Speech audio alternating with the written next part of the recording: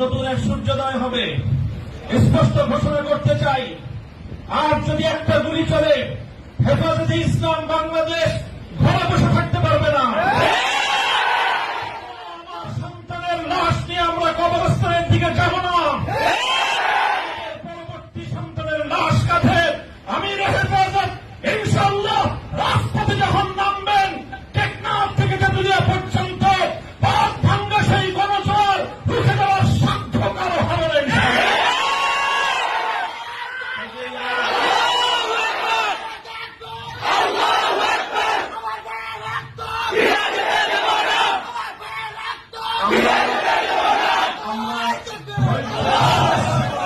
করেছি পরিস্থিতি এভাবেই যদি চলতে থাকে, আর যদি আমাদের দেশের জনগণের নিরাপত্তার দায়িত্বে নিয়োজিত আইন শৃঙ্খলা রক্ষাকারী বাহিনী বুলেট যদি আর বন্দুকের নল থেকে আরেকটি বুলেট ছুড়ে, তাহলে বাংলাদেশের পরবর্তী গণ অভ্যুত্থান অবশ্যম্ভাবী হবে।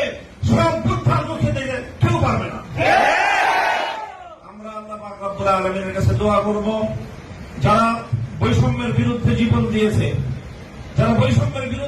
দিয়েছে, অত্যাচারীর হাতে যাদের প্রাণ গিয়েছে, তারা নিঃসন্দেহে শাহাদাত বরণ করেছে।